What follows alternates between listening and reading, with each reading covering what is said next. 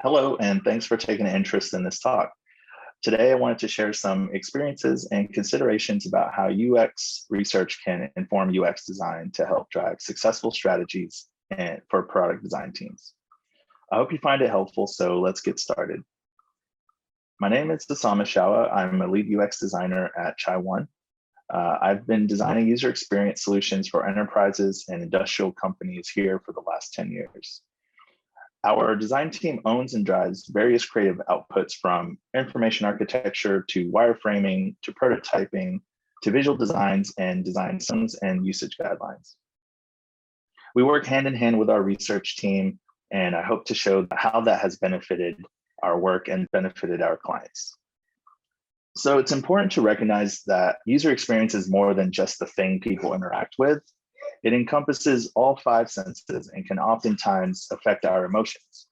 The points I want to share today will be centered around the work and experiences that our team has had making digital applications and the considerations we commonly make. So if you're a designer, I'm willing to bet that you've been asked to make it pretty. It's not uncommon to fall into the trap of subjectivity. So when we as designers present our work to clients or stakeholders, we should plan to show the why behind every design choice. It's not good enough to say this looks best or this is a best practice. Instead, we're more benefited to reference research findings and data to show how we framed our design choices and why they will be most successful. So design often works best within constraints. Starting with a blank canvas is a daunting prospect because there's an infinite number of ideas to attempt. So designers are well served to ask a bunch of questions to get started. And more importantly, they need answers to those questions before a pixel is ever placed. The questions you would ask can generate themes to explore and address. So build an inventory of questions around common themes like people, tools, communication, processes, and so on. So how does research inform design? Well, here's a distilled list of high-level responsibilities or activities or outputs from research that directly tie into design. Ultimately, design is building off of required functionality or desired outcomes. So product requirements of the solution fulfill this expectation, right? We need to know what we're going to build or what the end goal is, what is success. Next, through most discovery processes, key insights and findings get unearthed that both directly and indirectly translate into user interactions and designed patterns. Then throughout the design phase, as well as after product releases, user testing helps to validate whether or not a design is successful and as a way to document UX or functional issues so that they can be addressed in subsequent releases or create additional requirements or opportunities for future software.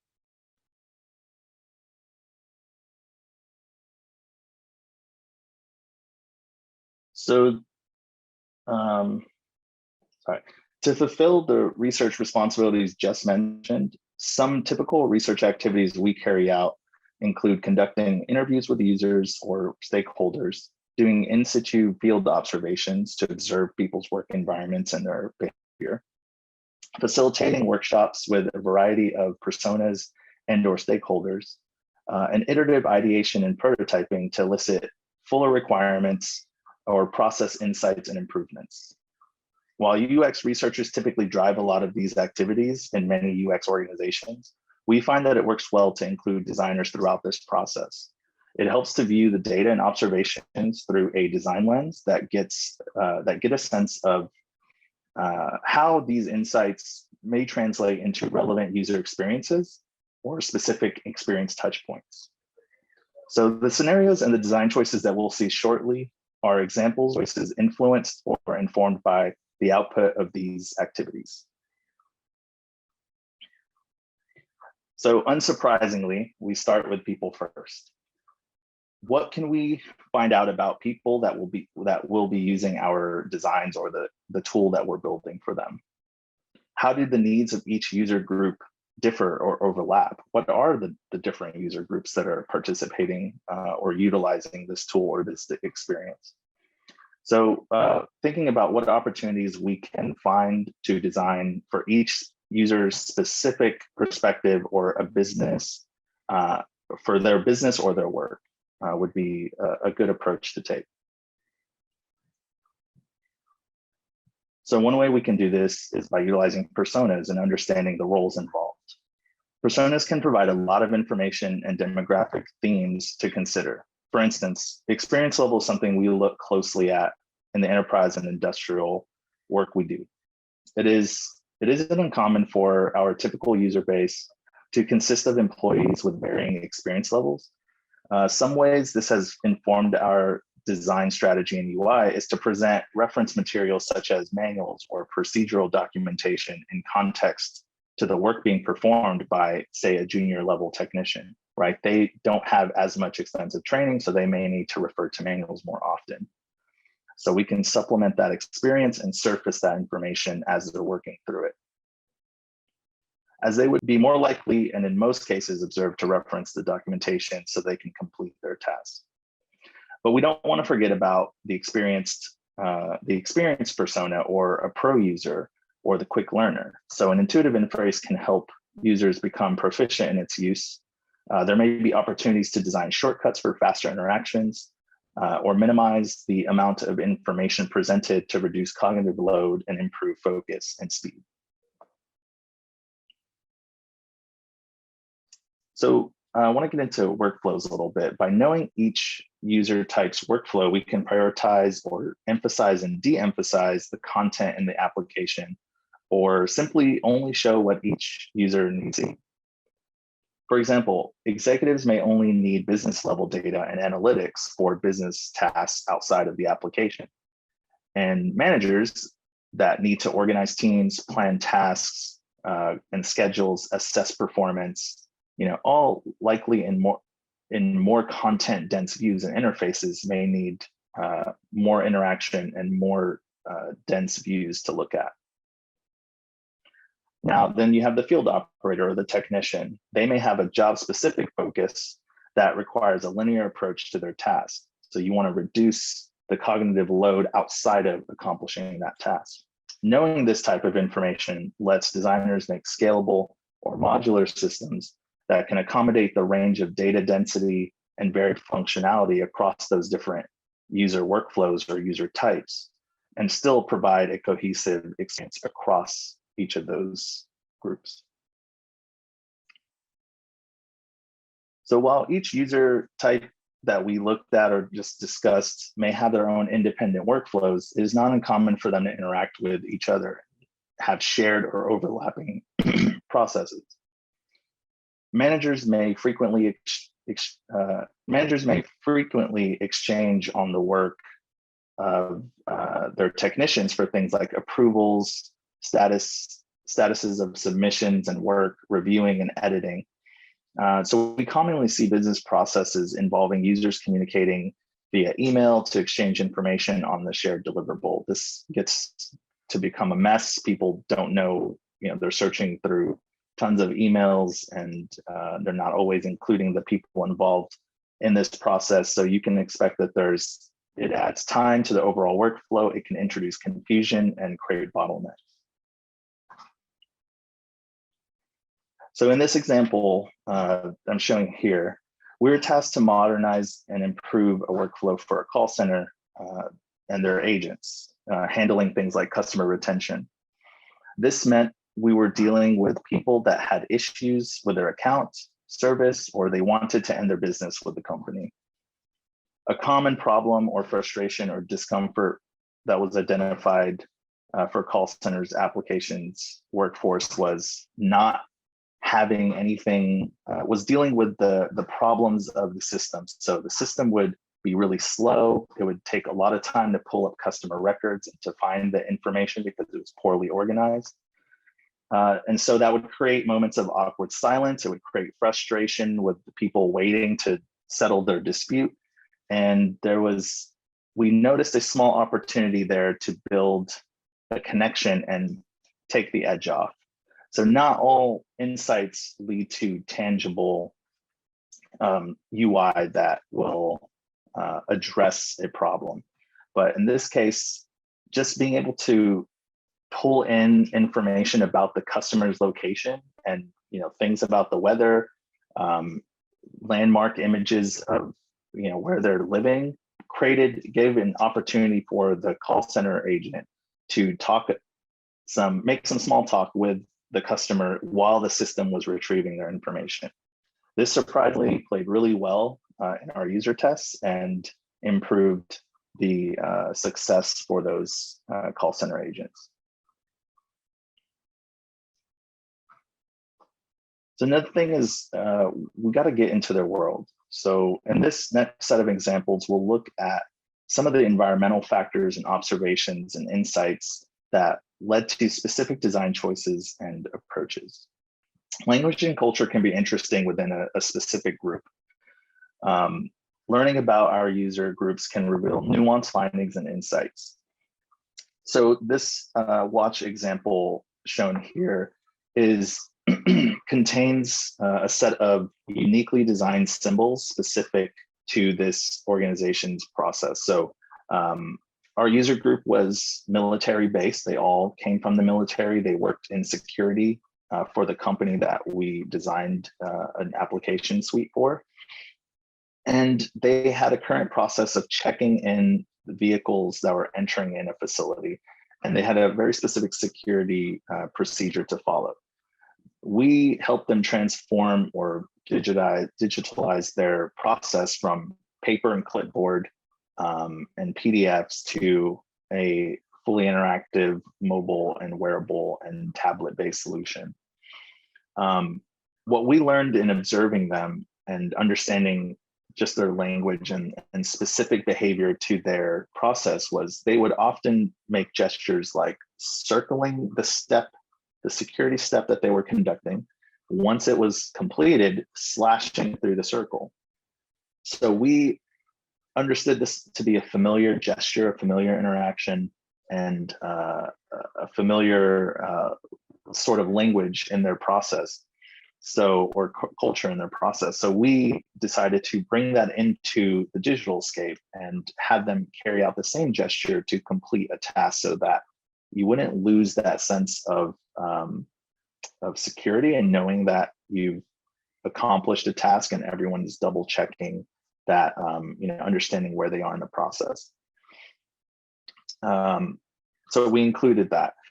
Another thing related to this project is related to kind of the language or the culture is we use very specific iconography and symbols that were inspired and referenced NATO symbols for iconography. And that's because the group, being military, of a military background, were familiar with those icon sets and that visual language. So it came to the surface when a stakeholder who was pretty removed from the project had confusion around these symbols and was questioning whether they made sense, when a subject matter expert who was familiar with the project, familiar with the team using it and the process, spoke up for us and basically told them, no, everyone on the team knows exactly what these things mean. So it is designed for this team, for this group. And it's always nice to have the people that are using your work or using your design speak out and defend it. And another thing with language and culture is there's some language and culture that you can encounter that can be motivating for you not to mess up. For instance, we were developing and designing a tablet inspection application that would be used on oil rigs out in the ocean. And one stakeholder or potential end user during a prototype test mentioned that if this thing takes longer than the current method, meaning the paper process that they're used to, I hope it'll pass the float test. And basically what that meant was they would chuck the device, the iPad, overboard, and for us, it would better hope it floats.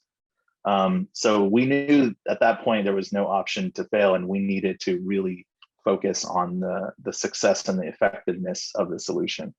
So just a little kind of color commentary there from what you might expect here in the field and how that can influence your design approach.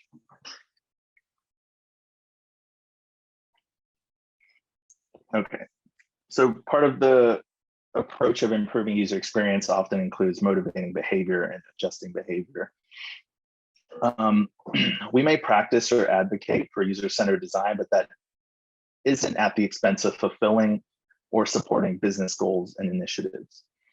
In one project, an application suite that supported industrial craftspeople, so things like painters, fireproofers, welders, scaffolders, working in industrial sites. This application supported people with things like hiring, job or gig placement, career progression, and the business needed to ensure that their workforce adopted the application. But they also had goals of starting up, kind of building, of improving user engagement and alongside the adoption. So through workshops and a roadmap for the company's store and incentives was born. Leveraging gamification and achievements based on milestones and performance metrics, we designed a system of rewards and collectible trophies.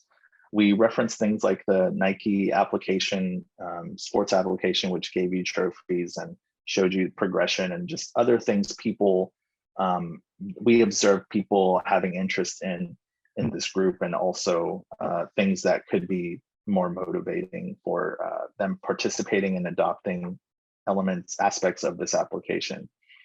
But we also suggested to include real world prizes in the form of discounts and free merchandise from the store, which was all well received. So it incentivized people to use the application and to contribute content, contribute data, which all helped toward the business getting a better picture of their business and of their workforce, so they can make more strategic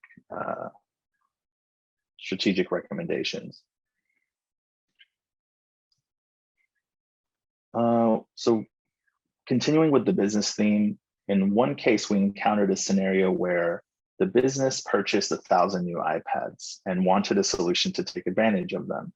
This meant we were forced into a tablet form factor, regardless of whether it was best for tool for the workforce. Thankfully, we were able to show the value for expanding the devices for the product by assessing the form factors currently being used and examining opportunities for mobile and wearables. So consider if your user group is mostly mobile, working with multiple monitors, switch between desk and field context. All those could impact what kind of form factors you incorporate. And then next, gear and peripherals. So when you go into contextual inquiries and you observe gear and specific devices being used, gear can cause cumbersome experiences with devices.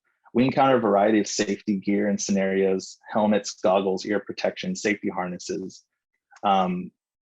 So that can impact whether a touch interface is going to be successful or not, or what kind of adaptations need to be taken. Peripherals are sometimes just part of jobs. You may encounter scanners, attached devices, labels, printers, calculators, that sort of thing. All right, and then environmental factors are also important. Things like light, sound, and noise can have specific design constraints or necessities. Understanding the environment of your users can help avoid harmful experiences. So light to dark UI transitions based on time is one example of understanding the impact of interfaces, adapting to an environmental condition, and easing the physical effects to the user. So you can imagine late at night, you don't want a bright interface shining in your eye because that messes with your night vision. In one scenario, we observed users working in noisy environments with handheld devices. Notifications were important, and so we made sure to accompany them with haptic feedback to increase the chance to alert the user. All right, and then don't forget about things like tech and data. So sometimes tech and data create hard limits, but they can also offer cool and effective opportunities for solutions. Available data is something you need to consider. Knowing what data is available directly impacts what content gets displayed in applications. Users don't always use the data that they have access to. Sometimes it's difficult to find, and sometimes it's difficult to present and consume. Sometimes we learn that users didn't even know certain data existed. So that creates an opportunity to help them and provide information that's useful to them.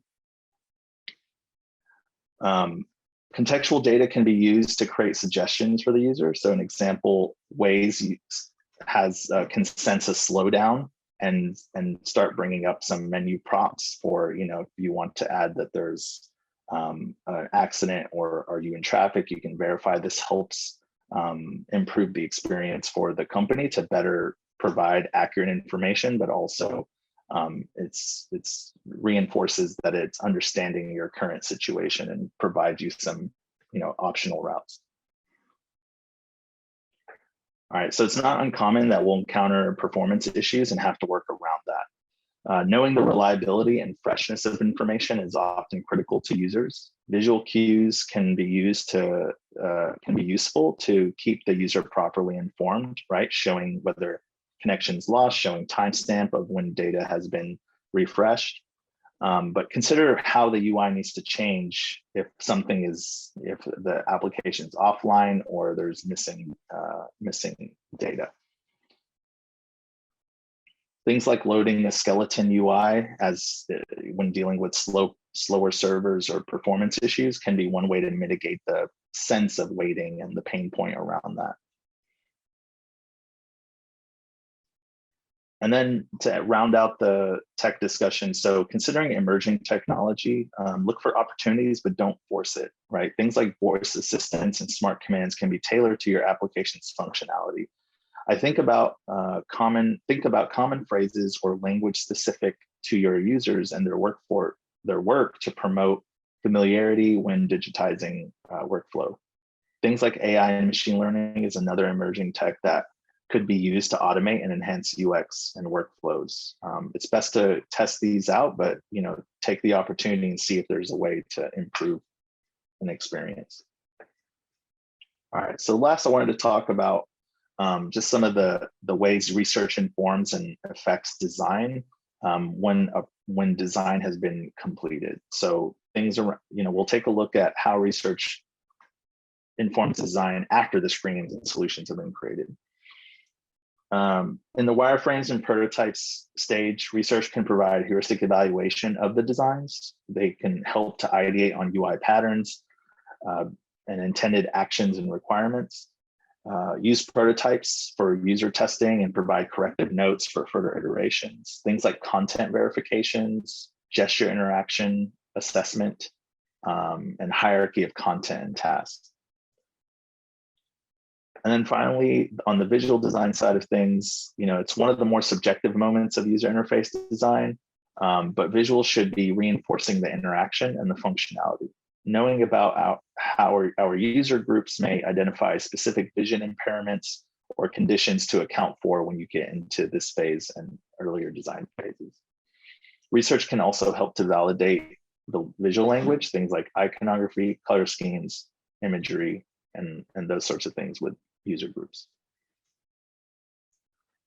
So I hope this introductory talk gave you some insight into the influence research outcomes can have on specific design approaches and implementations. Thank you for your time. Please feel free to reach out to me via email if you want to continue the discussion or share your own insights and experiences, or to just say hello. Thanks and enjoy the conference.